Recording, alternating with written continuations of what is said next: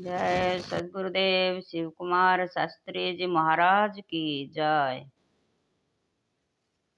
अशाब्दमस्पर्शम् अव्ययम् तथा रसं नित्यं गन्धवलयत् अनादि अनंत परम ध्रुव निवाय च मृतुमुखान् प्रमुच्यते।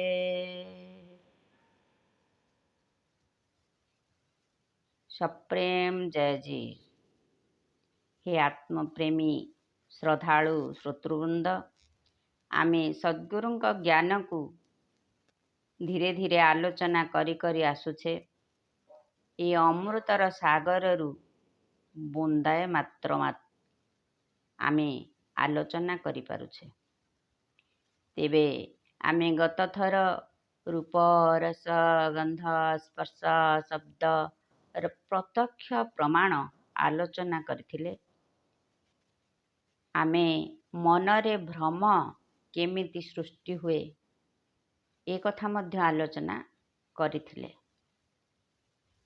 आम रूप रस गंध स्पर्श जो इंद्रिय मानक द्वारा आमे पंच इंद्रिय द्वारा आमे अनुभव करू, किंतु भ्रम सृष्टि करे आमर मन। आमे रूप को आखिरे देखू, रूप को कानरे देखुना, रस को जिह्वारे आस्वादन करू, रस को आखि द्वारा आमे केबे स्वाद ग्रहण करि पारुना। सेमिति कौनसी भी इंद्रिय कौनसी रस को अन्य इंद्रिय इंद्रियर रस अन्य इंद्रिय केबे ग्रहण करि पारे ना। आमे या जानिथिले। तेबे भ्रम केमिति सृष्टि करे मन ना, दौड़ी पड़ीछि आमे जानुने, अंधार होईछि आमे माड़ी दउछे, स्पर्श आसुछि साप भली मन भ्रम सृष्टि करुछि। जेतेबेले आम चक्षु देखुछि, बुद्धि तर्जमा करुछि ना ए साप नुहे, आमे आलोक द्वारा प्रमाण करुछे जे ये साप नुहे। प्रत्यक्ष प्रमाण सेतेबेले हेउछि। तेणु मन को मनर जो भ्रम को बुद्धि द्वारा आमे प्रत्यक्ष प्रमाण एठी कले। बिना आधार रे अन्य प्रमाण गुड़िक केबे भी प्रतिपादन होई पारिबे नाही, जे कि अनुमान प्रमाण। आमे आमर दुईटी हाथ, गोटे हाथ अधिक कार्यक्षम, अन्य हाथटी अल्प कार्य करुछि। तेबे गोटे हाथ पुष्ट हेउछि काहींकि ना से अधिक व्यायाम पाउछि, अन्य हाथटी एते पुष्ट होई पारुनी। एथिरु आमे जानुछे जे जो अंग को आमे व्यायाम करुछे से पुष्ट हो जाउछि। तेणु आमे व्यायाम द्वारा निज अंग को सबल करुछे। दुर्बल अंग मध्य व्यायाम कले सबल हो जिवो। तेणु जो आमे अनुमान कले जे आमे ये जो हाथटी आमर कमजोर अच्छी ताकू जदि अधिक व्यायाम करिबा से सुस्थ सबल हो जिवो। सेमिति आमे अनुमान करुछे गोटे आंब टाकुआ को नियंतु, से टाकुआ को आमे पोती देले सेथिरु केबे भी आमे अनुमान करिबा नहीं एरे गोटे डालिंब गछ हेबो बोली। आमे अनुमान करुछे जे एथिरु निश्चय गोटे आंब हेबो। तेणु मटर बीजरू मटर गछ हेउछि पुणी फल धरुछि सेही मटर आमे अनुमान करुछे। सेमिति मनीष पाखरु मनीष ही जन्म नेबो आमे अनुमान करुछे। धान मंजी लगाइले सेथिरु धान फलिबो आमे अनुमान करि पारुछे।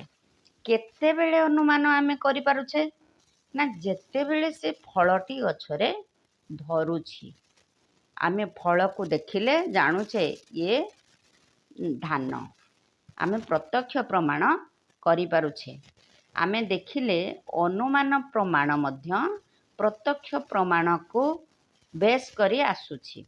आमे प्रत्यक्ष प्रमाण ର ଆଧାରରେ ଅନୁମାନ ପ୍ରମାଣ କରିଲେ ଆଉ ପ୍ରତ୍ୟକ୍ଷ କଲେ ଯେ ଏ ନିହାତି ସତ୍ୟ। ସେମିତି ଆଗମ ପ୍ରମାଣକୁ ଦେଖିଲେ ଆମେ ଆପ୍ତ ପୁରୁଷ ମୁନି ଋଷିଙ୍କର ଜ୍ଞାନକୁ ଆମେ ଜାଣିବା। ସଦ୍ଗୁରୁଙ୍କ ଉପଦେଶକୁ ଆମେ ଦେଖୁଛେ ଯେ ସେ ମୁନି ଋଷିଙ୍କର ଜ୍ଞାନକୁ ଆମକୁ ଆଣି ଦେଇଛନ୍ତି। ଶ୍ରୁତି ଭାବରେ ସେତେବେଳେ ମୁନି ଋଷିମାନେ ମଧ୍ୟ ଶିଷ୍ୟମାନଙ୍କୁ ଜ୍ଞାନ ପ୍ରଦାନ କରିଥିଲେ। ସେତେବେଳେ ଶିଳାଲେଖ ଥିଲା। ଯେତେବେଳେ ଆଉ ଟିକିଏ ଉନ୍ନତତର ହେଲା, ସେ ଭୋଜପତ୍ର ତାଳପତ୍ର ଦ୍ୱାରା ଲେଖନୀ ଦ୍ୱାରା ଲେଖିଲେ। ତ ଆମେ ଧୀରେ ଧୀରେ ବିଜ୍ଞାନ ଆମର ଉନ୍ନତି କରିଛି, ସଙ୍ଗେ ସଙ୍ଗେ କିଛି ହେଇନାହିଁ। ତେଣୁକରି ଆମକୁ ଯେତେବେଳେ ଆମେ ବେଦ ବେଦାନ୍ତ ଉପନିଷଦ ଗୀତା ଏଗୁଡ଼ିକ ସବୁ ପଢ଼ୁଛନ୍ତି, ଏସବୁ ପୂର୍ବ ମୁନି ଋଷିମାନେ ଆମକୁ ଦାନ ଦେଇଯାଏ। ଆମେ ଗ୍ରହଣ କରୁଛେ ତାଙ୍କ ଦାନକୁ, ଯେ ସେ ଆମକୁ ଆମର ଭଲ ପାଇଁ, ଆମର ଯେଉଁ ଆଧ୍ୟାତ୍ମିକ ଚେତନାର ଅଭିବୃଦ୍ଧି ପାଇଁ ଦେଇଯାଇଛନ୍ତି। ଏବେ ଆମେ ଦେଖୁଛେ ଯେ ସଦ୍ଗୁରୁ ଗୋଟିଏ ପ୍ରିଣ୍ଟିଂ ପ୍ରେସ୍ରେ ତାଙ୍କ ପୁସ୍ତକ ଗୁଡ଼ିକ ସବୁ ଲିପିବଦ୍ଧ କରି ଆମ ପାଇଁ ଛାଡ଼ି ଯାଇଛନ୍ତି। ତେଣୁ ଆମର ଯେଉଁ ଗୀତାର ଯେଉଁ ଗୀତା ହେଉ, ଭାଗବତ ହେଉ, ଯେଉଁ ଗ୍ରନ୍ଥ ହେଉ, ଆମେ କ'ଣ କରୁଛେ ନା ବାରମ୍ବାର ପଢ଼ୁଛେ ଆମର ଜ୍ଞାନ ଉଦୟ ପାଇଁ। ତ ଆମେ ଯେତେବେଳେ ଦେଖୁଛେ ଆମର ଜ୍ଞାନ ଉଦୟ କେମିତି ହେବ ନା ଆମ ମନକୁ ଆମେ ସଂଯମତା ରକ୍ଷା କଲେ ଆମର ଜ୍ଞାନ ଉଦୟ ହେବ। ଆପଣା ମନକୁ ଯେବା ଜୟ କରି ନାହିଁ, ସଂସାର ଏଡ଼େ ଅବୁଝା ବୁଝିକି ପାରଇ। ଆପଣା ମନକୁ ଯେବା ଜୟ କରି ନାହିଁ, ସଂସାର ଏଡ଼େ ଅବୁଝା ବୁଝିକି ପାରଇ। ନାହିଁ ଜ୍ଞାନ ଦେଖି ନ ପାରଇ କଲା କର୍ମ, ନାହିଁ ଜ୍ଞାନ ଦେଖି ନ ପାରଇ କଲା କର୍ମ।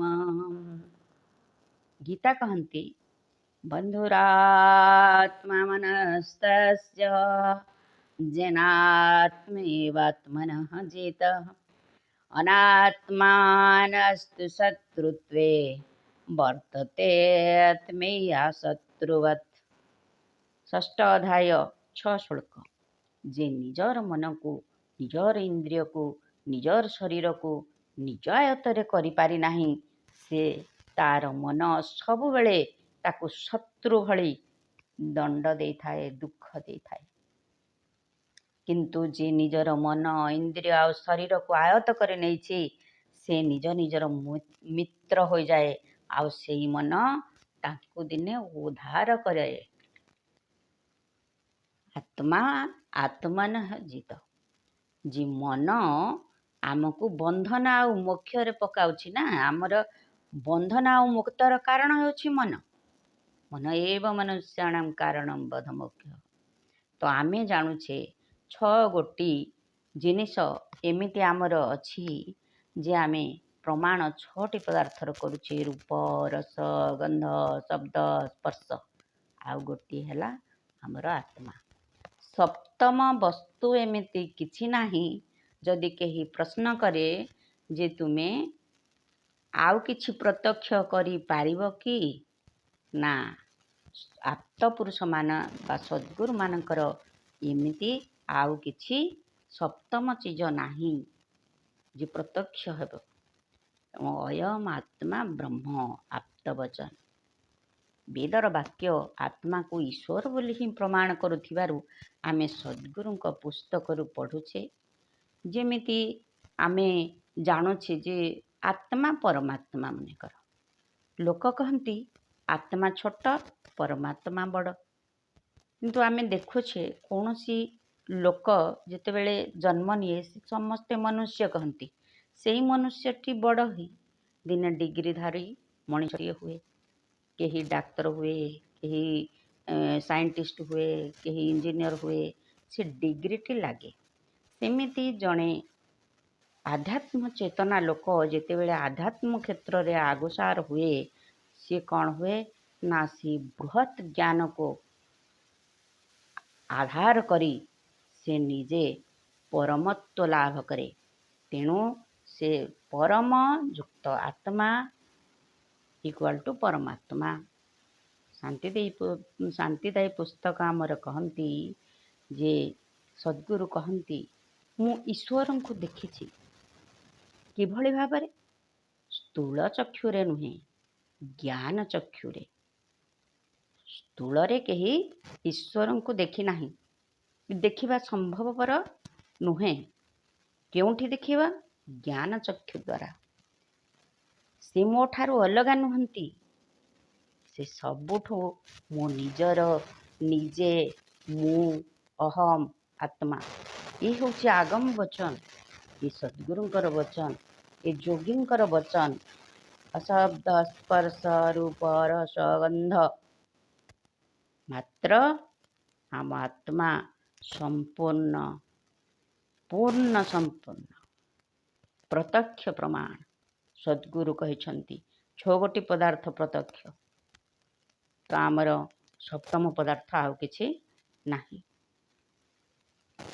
ଯାହା ଆଖି ଦ୍ୱାରା, ନାକ ଦ୍ୱାରା, କାନ ଦ୍ୱାରା, ଜିହ୍ୱା ଦ୍ୱାରା, ଚର୍ମ ଦ୍ୱାରା, ସ୍ପର୍ଶ, ଦୃଶ୍ୟ, ଶବ୍ଦ, ରସ, ଏସବୁ ଆମେ ଦେଖୁଛେ, ପଞ୍ଚ ଇନ୍ଦ୍ରିୟ ଦ୍ୱାରା ଅନୁଭବ କରୁଛେ। ଷଷ୍ଠଟି ହେଉଛି ଆମ ଆତ୍ମା। ଆଉ ସପ୍ତମ ଜିନିଷ ଆଉ କିଛି ନାହିଁ।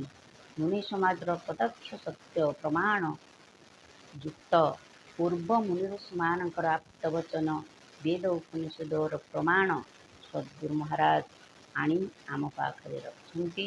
ବେଦର ବାକ୍ୟ ବହୁତ ପୁରୁଣା, ଅଧିକାଂଶ ଲୁପ୍ତ ହୋଇଯାଇଛି ବୋଲି ଶୁଣାଯାଏ।